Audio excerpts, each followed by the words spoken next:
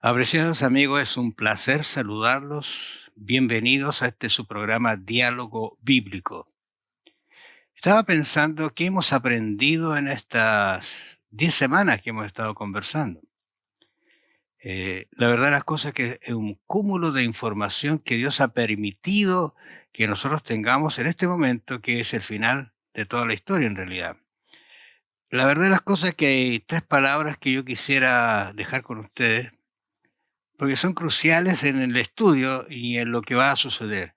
Una de ellas es lealtad. Consulte qué es lo que es lealtad.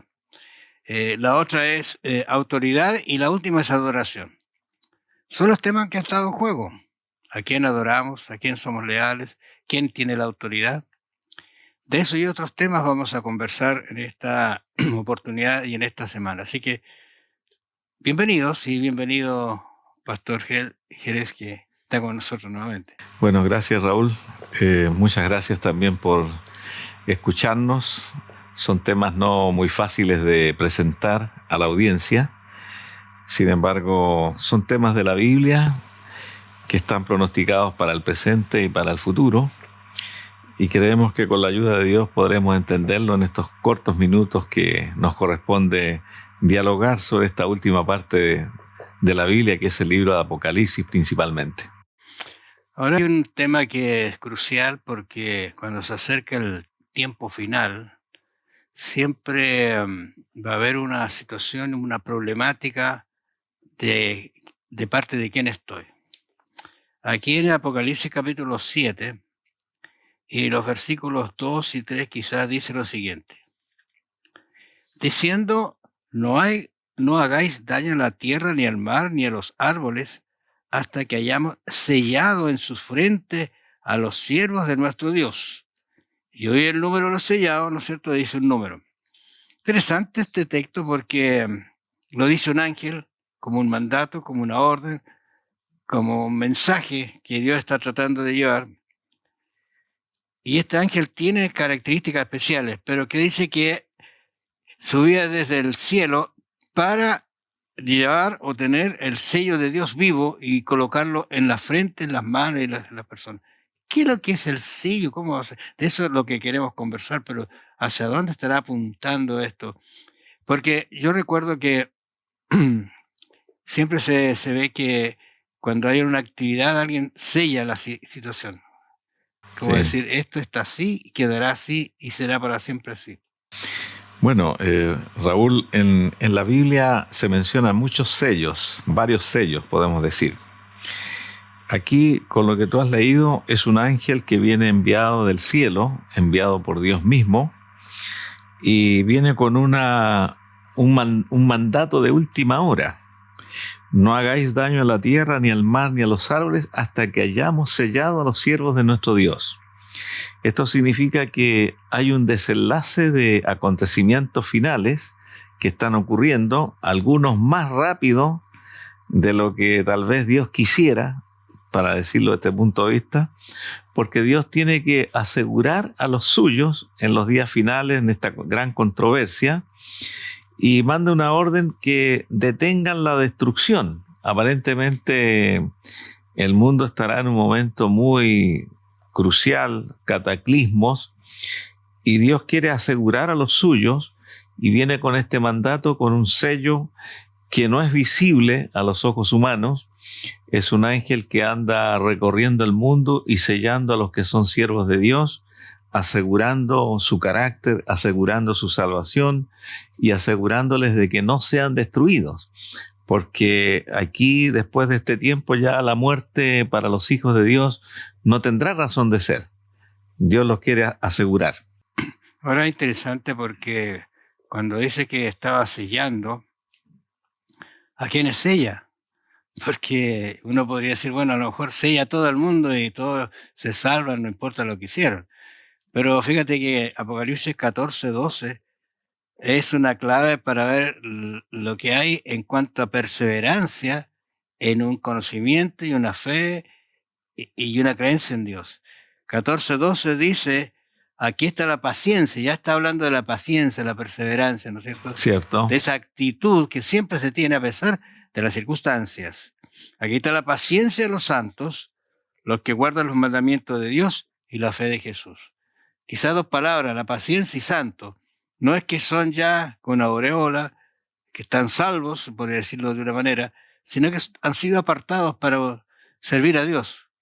Claro, este texto que tú has leído, Raúl, está después del mensaje del tercer ángel. Exactamente. Entonces, el primer ángel es un mensaje de predicación para todo el mundo, el evangelio eterno. El segundo ángel habla de la caída de Babilonia, que ya lo tratamos en lecciones anteriores. Y el tercer ángel habla de la ira de Dios programada para aquellos que están marcados con la marca de la bestia y aquellos que son desleales a los principios y a los mandamientos de Dios. Y ahora viene el texto 12, Apocalipsis 14:12, que los que son salvos, los que van a ser sellados, tienen que tener una paciencia única, perfecta, tienen que santificarse y tienen dos características importantes. ¿Qué es lo que los hace santos y qué es lo que los hace tener paciencia? Ellos guardan los mandamientos de Dios, que están escritos allí en Éxodo 20, Deuteronomio 5. Son personas que en su carácter viven acorde a la ley de Dios y siguen las pisadas de Jesús, la fe de Jesús. No son perfectos, porque la obediencia nunca es perfecta, pero están en el camino, guardados por Cristo y tratando de ser fieles a los 10 mandamientos, que va a ser muy difícil en los días finales. Interesante eso de los 10 mandamientos, porque cuando uno mira la historia, en los comienzos de la iglesia, uno recuerda, fueron fieles el año 300, una cosa así, los mandamientos de Dios, pero luego empezaron a meterse, ¿no es cierto?, ideas equivocadas que distorsionaron los mandamientos, incluso, ¿no es cierto?, al punto de colocar un día que era ajeno a la voluntad de Dios y que reunía las características, voy a decir así, de apostasía, de ir en contra de Dios, porque Él dijo, este es el día que hay que reposar, estos son los mandamientos, y eso están tratando de cambiarlos. Entonces, mantenerse fiel en un mundo que corre, o decir, en contra de quienes guardan los mandamientos de Dios, es difícil. Cierto. Pero dice, aquí está la paciencia. O sea, si a ti te estropean, te pasan a llevar por ser hijo de Dios, es una característica que yo siempre pensaba, por ser hijo de Dios, no por otras cosas, ¿no es cierto? Claro, lo que se está mencionando aquí es que la libertad de conciencia, la libertad de pensamiento religioso, en los días finales va a terminarse. Es decir, a pesar de que nosotros pensamos que el mundo cada vez va a ser menos religioso, van a haber más ateos, pero según Apocalipsis, la religión va a imperar en los días finales de una manera que no la podemos explicar totalmente, pero en contra de los mandamientos de Dios. Mira, estoy pensando, porque aquí hay un texto que a mí siempre me ha impresionado. Dice, cuando abrió el séptimo sello, se hizo silencio en el cielo como media hora, y vi a 7 ángeles que estaban en pie, y se le dieron trompetas. Interesante, cuando habla de 7 está hablando de perfección, de plenitud, y de último también. Sí. Interesante, van a pasar cosas realmente extraordinarias. Y entonces, estas características hacen que ellos la tengan, hayan formado un carácter, y eso hace que el ángel, porque Dios se lo va a revelar, ellos son los que van a ir al cielo. Sí. A ellos séllalo, a ellos cuídalo. Ahora, cuando tú decías no importa la muerte, ¿por qué?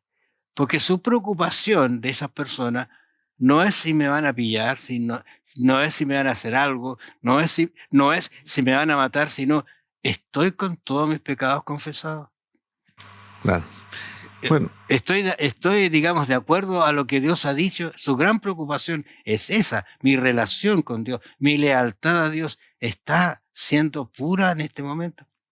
Bueno, como dije anteriormente, este es un sello que solamente lo ven los ángeles ni siquiera la persona que es sellada se va a dar cuenta que es sellado, porque va a llegar preparado hacia la segunda venida de Cristo, va a tener una experiencia, va a revisar su vida, se va a dar cuenta que no tiene nada de qué arrepentirse porque ya ha revisado tanto su vida, ha reflexionado tanto, ha tenido un arrepentimiento completo, ha habido un cambio de actitud, un cambio de vida, una conversión.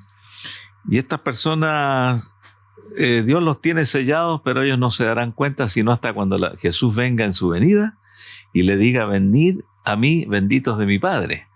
Es algo que Dios tiene preparado para ellos, una gran sorpresa en la segunda venida de Cristo.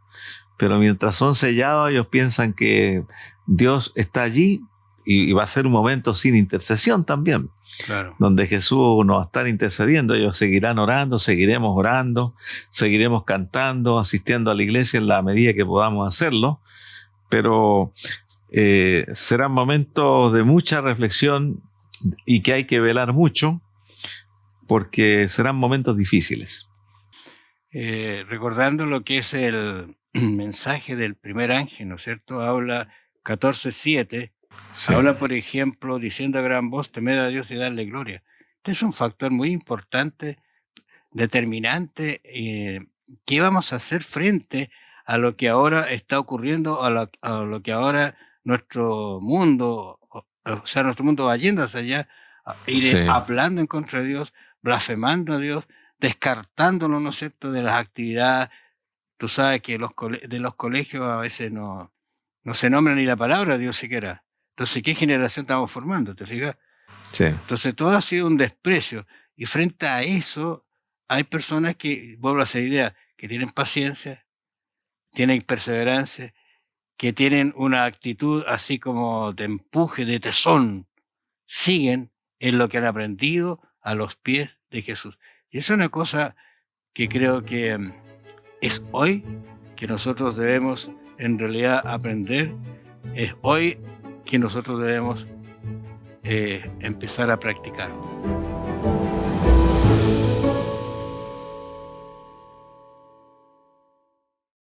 Estaba pensando en algunos acontecimientos que el libro de Mateo de alguna manera relata.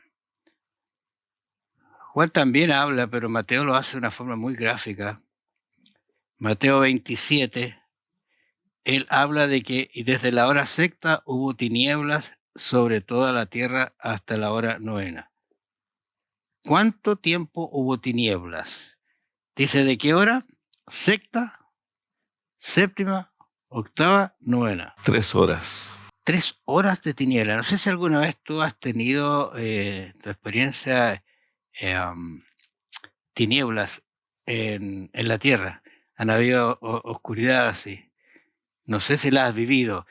Lo que yo he vivido es estar en el campo, donde a veces se nubla, no hay nada de estrellas, no hay luna, y tú ni ves la mano. Sí. Pero enciende un fosforito y parece que se encendió el sol. Pero dice aquí 3 horas de eso. ¿Por qué Juan está relatando esto? Aquí se ve, de alguna manera, cómo Satanás quiso eliminar, voy a hacer esta palabra, la salvación nuestra, a Jesús. Claro, bueno. Es terrible el relato si uno lo mira con tranquilidad. Y Jesús cerca de esa hora clama a gran voz, dice acá diciendo, Elí, Alí, lama sabactani. ¿Qué te parece a ti esa experiencia? Bueno, esta experiencia de Jesús ya en la cruz, llevaba 3 horas en la cruz cuando llegaron las tinieblas, y no eran tinieblas como neblina, porque también aparece esa palabra neblina. Las tinieblas significa noche, significa oscuridad que no se puede ver. Dios ocultó al mundo el cuerpo de Cristo clavado en la cruz, y la multitud que estaba allí en la noche no se pudo quedar, porque no venían preparados como para alumbrar, porque era de día. Volvieron a sus casas lo más rápido posible y golpeándose el pecho. Pero esta escena de Jesús donde dice, Dios mío, ¿por qué me has desamparado?, representa en parte la experiencia que van a tener los sellados, los siervos de Dios en los días finales, cuando sean presionados, perseguidos, estén al borde de la muerte, estén pasando por angustias tremendas que van a ocurrir, pero como están sellados, lo van a soportar todo, porque Dios aseguró su carácter, aseguró su fidelidad, su convicción.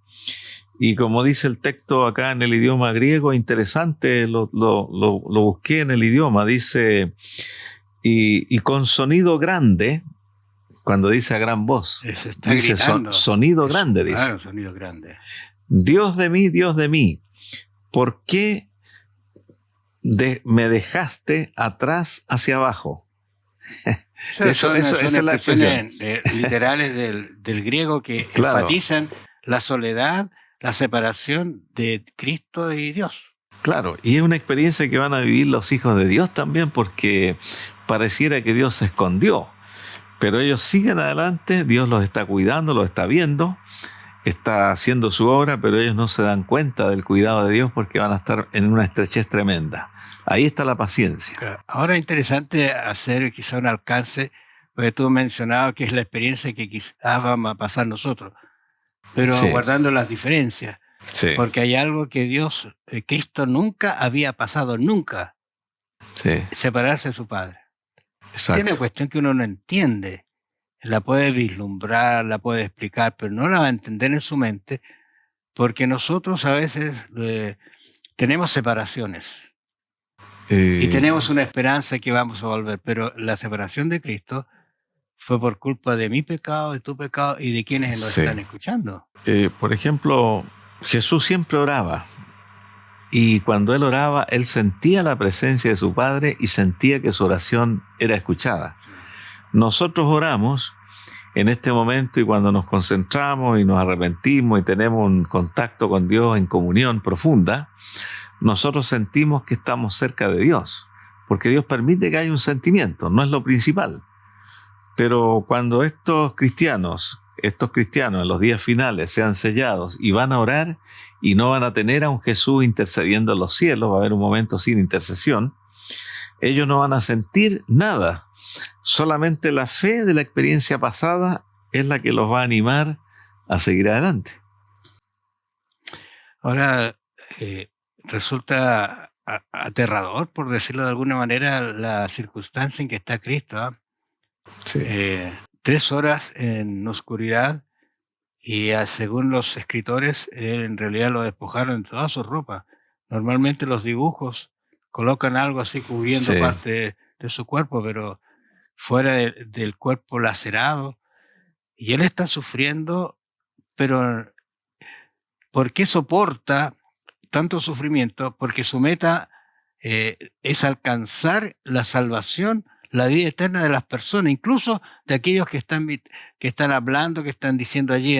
Por eso le dice, Padre, perdónalos porque no saben lo que hacen. Tú recuerdas esa expresión. No saben lo que hacen. Y ese será el sentir de los sellados, que no van a guardar odio, ni ira, ni contienda hacia sus perseguidores, hacia aquellos que los pasan a llevar, que los castigan. Es una actitud humilde, una actitud que no es fácil tenerla en la experiencia diaria. A veces por cosas muy pequeñas nosotros nos sentimos mal, pero los hijos de Dios serán igual que Jesús, tolerarán, incluso hasta orarán por los que los persiguen y los bendecirán, como dice la Biblia. Ahora, yo creo que hay que tomar en cuenta que eso lo estamos sembrando ahora. Ahora estamos formando un carácter, ahora estamos formando una dirección, un camino, un derrotero, ¿no es cierto?, que en el momento de crisis no lo vamos a separar, no lo vamos a quitar, porque ya la experiencia nos ha dado que ese es el derrotero donde debemos andar. Aunque nos digan, no, ese camino te lleva a la perdición, no, esta me lleva a la salvación. Y estoy convencido, y Cristo me ha ayudado en todo mi caminar. O sea, esta es una cuestión de perseverancia. Y la perseverancia, ¿no es cierto?, porque nos va a llevar a cosechar la perseverancia. Ahora, por otro lado, tengo que decirlo, que también cosecharán quienes no anduvieron en el camino y no quisieron nunca cambiar. Sí, efectivamente, ese será un periodo de definiciones, porque el mal, como tú decías, va a madurar, Ahora nos parece imposible a nosotros de que existan leyes contra la libertad de conciencia, pero eso va a ocurrir en el mundo, sobre todo en el país principal del mundo, que son los Estados Unidos. Se van a dictar leyes que van a tener una connotación religiosa para prohibir ciertas cosas que la Iglesia ha influido en el Estado. El Estado va a ser la mano de la Iglesia, no solamente de una iglesia, de varias, para proponer leyes contrarias a los mandamientos de Dios. Aunque ya en el mundo, en varios países, se están editando leyes y se están votando en los congresos leyes que están en contra de la ley de Dios, incluso de la Biblia. Pero en ese momento, aparentemente van a haber leyes religiosas que a usted lo van a obligar a hacer algo religiosamente que usted sabe que en la Biblia está prohibido y no se debe hacer. Eso va a ocurrir en los días finales. Fíjate que Apocalipsis habla de increíble libro que abre tantos misterios hacia el futuro. Allí en Apocalipsis 13:15 dice: y se le permitió infundir aliento. Interesante esas expresiones que aparecen en la Biblia, ¿no? No es que lo pueda hacer, sino que se le permitió, de acuerdo al programa de Dios, de acuerdo a lo que está proyectado, ¿no es cierto? Y lo que está dicho desde Daniel en adelante, el año 600 Claro. antes de Cristo. O sea, imagínate. Y se le permitió infundir aliento a la imagen de la bestia, para que la imagen hablase e hiciese matar a todo el que no lo adore o la adorase. Claro. O sea, estamos hablando de aquí que ya hay, ¿no es cierto?, Una obligación de una adorar. obligación, y está dicho ya por el Señor. Claro. Ahora, aquí nosotros en este texto que Raúl ha leído, tenemos allí a la bestia, que ya nosotros la hemos descrito, que corresponde al anticristo. Es una bestia histórica que tuvo un periodo de supremacía que terminó en el año 1798. Es una bestia que viene del romanismo, que adquirió una connotación política y también cívica y religiosa, que fue herida de muerte, pero que se está recuperando. Está la segunda bestia en Apocalipsis capítulo 13. Esa segunda bestia está como ayudante de la primera bestia y manda hacer una imagen a la bestia. Está la bestia, está la segunda bestia que aparece allí, que corresponde a los Estados Unidos de América, que ya lo estudiamos, y ambas se unen para formar una imagen. Esa imagen corresponde a todas aquellas leyes que van a ser dictadas para obligar a las personas del mundo entero a que adoren a la bestia y su imagen. Es decir, va a haber una adoración obligatoria a la bestia y a su imagen. Fíjate, y Jesús lo dijo claramente, sí. O Juan lo escribe, capítulo 16 de Juan, versículo 2, él dice: os expulsarán de las sinagogas. Y aún viene la hora cuando cualquiera que os mate, mira qué interesante y lo claro que os mate, pensarán que rinde servicio a Dios. Me acordé de las cruzadas. Sí. Servicio a Dios.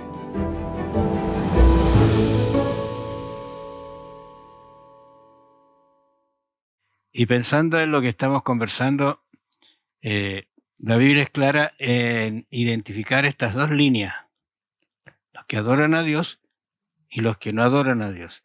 Y Apocalipsis capítulo 13, 1 y 2 dice: me paré sobre la arena del mar y vi subir del mar ya sabemos que eso es gente, ¿no es cierto?, una bestia que tenía 7 cabezas y 10 cuernos, y en sus cuernos 10 diademas, y sobre su cabeza un nombre blasfemio. Y la bestia que viera semejante a un leopardo, y sus pies como osos, y su boca como boca de león. Y el dragón le dio poder, y su trono y gran autoridad. Sencillamente el dragón es Satanás, ¿no es cierto? Cierto. ¿Y a quién le da poder entonces? Bueno, aquí, según menciona estos dos versículos, Satanás, que es la serpiente antigua, le da un poder a esta bestia que está representada por animales, aquí oso, león, leopardo. Es una bestia que significa en el libro de Apocalipsis que tiene un poder político y a la vez religioso, Todas las bestias anteriores eran solamente poderes bélicos, políticos, pero esta última ocupa la religión. Y este poder tiene un periodo de surgimiento hacia el año 538 de la era cristiana y dominó el mundo prácticamente por 1260 años, sacando reyes, produciendo guerras, persecuciones. Era el señor del mundo en la época de tinieblas de la tierra. Pero tuvo un final en el cual se acabó su poderío ya civil en el año 1798 y ahí solamente se dedicó en parte a la religión, aunque la Biblia dice que esa cabeza se va a recuperar posteriormente, se va a recuperar y va a adquirir un poder igual que tuvo en el pasado. Incluso dice aquí, y vi una de sus cabezas como herida de muerte, dice. Claro. Como herida de muerte, pero su herida mortal fue sanada y se maravilló toda la tierra en pos de la bestia. Esos 1810 años, ¿no es cierto? Así es. En pos de la bestia significa que esta bestia tuvo muchos seguidores. Y Satanás prácticamente casi logró su objetivo, que todo el mundo le siguiera. Y como dice aquí Apocalipsis capítulo 13:8, dice que los únicos que no la adoraron eran los que estaban escritos en el libro de la vida del Cordero, que fue inmolado desde el principio del mundo.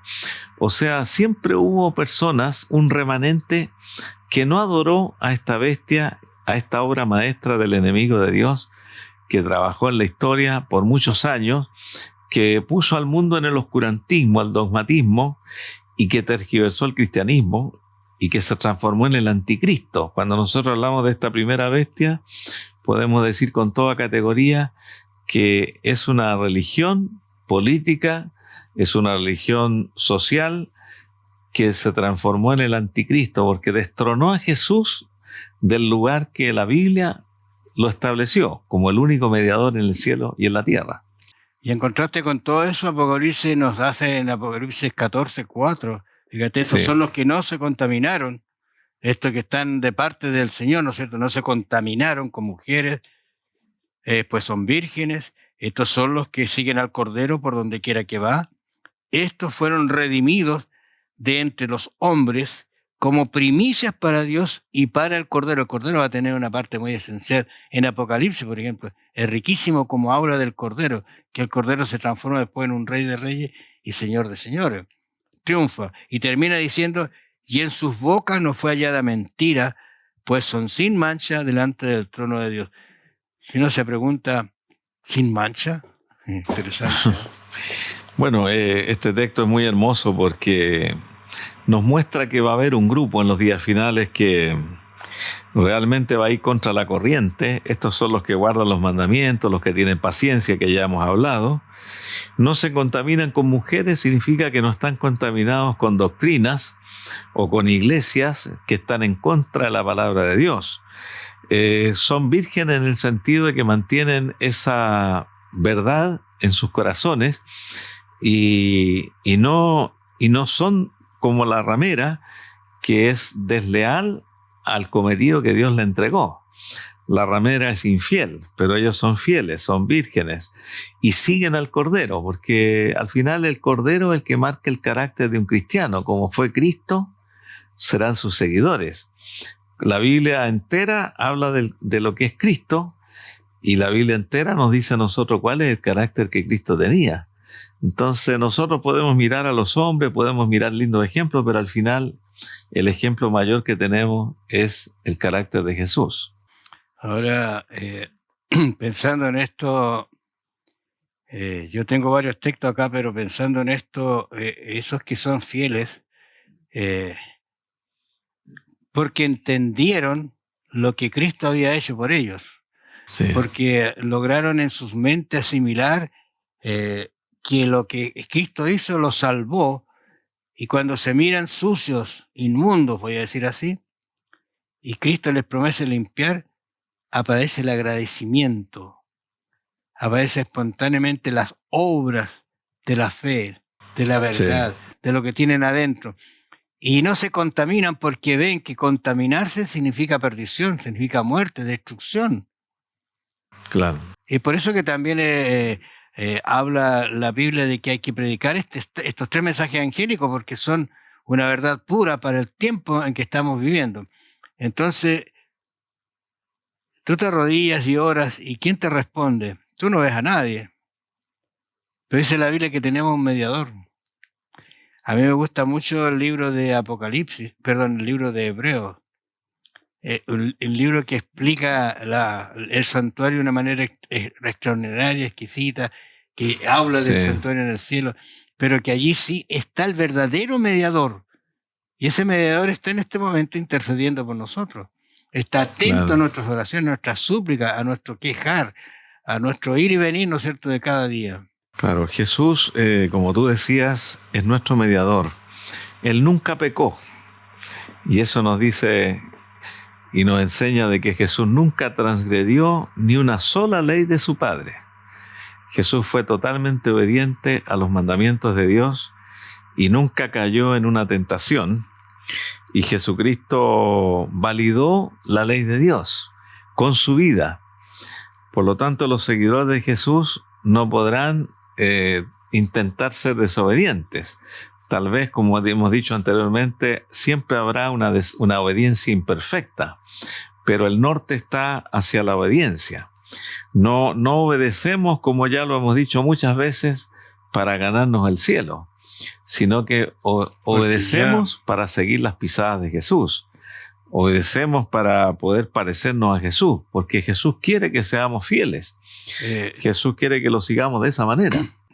Estaba mirando aquí en Lucas 5. Lucas es un escritor extraordinario.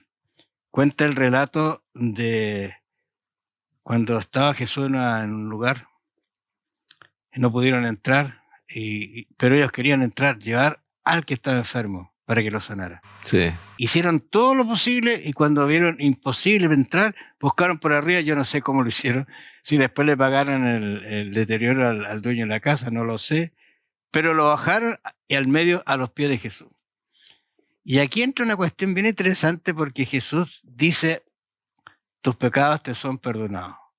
Y aquí se levanta la terrible confusión, ¿no es cierto?, que perdona pecados. Eso me dice que hay un intercesor que es Jesús. ¿Qué hizo Jesús allí? Demostrarle que él era Jesús. Pero luego les va a decir, mire, ¿qué problema tiene? ¿Qué cavilá? ¿Qué estáis pensando? Para que sepas que el Hijo del Hombre, ¿no es cierto?, que Dios tiene poder para perdonar pecados, a ti te digo, y ahora viene lo que era imposible para todos, levántate y anda. ¿Qué pasó? Bueno, Jesús fue tratado de blasfemo en esa oportunidad. Claro. Porque según los judíos y según la Biblia, el único que tiene la facultad de perdonar pecados es Dios. Y esa facultad divina Dios no se la ha dado a ningún hombre. Pero Jesús era hombre y era Dios. Y podía él perdonar pecados porque no estaba blasfemando. Él era Dios también. Y los judíos mataron a Jesús, como dice también San Juan, por hacerse pasar por Dios. Por Dios, exactamente. Entonces, nuestro Señor Jesucristo no blasfemó, pero como hemos dicho, en la tierra hay hombres que se atribuyen la autoridad para perdonar pecados y se hacen pasar por Dios recibiendo adoración. Y la adoración solamente es hacia Dios. Ningún ser humano tiene la facultad o tiene la autorización divina para ser adorado. Nosotros somos hombres, somos seres humanos, somos creados, pecaminosos, no podemos ser adorados. Pero en la historia hay un hombre que, el hijo de pecado, se recibió adoración durante muchos años, hasta el día de hoy. Estoy pensando que Jesús quiere que tú te levantes y andes. Pero para eso tienes que perdonar pecado. Tienes que perdonar tu pecado. Deja que te perdone. Y las 3 palabras que yo al comienzo de nuestra conversación les dije a ustedes que la íbamos a conversar, es una cosa de lealtad. ¿Lealtad a quién?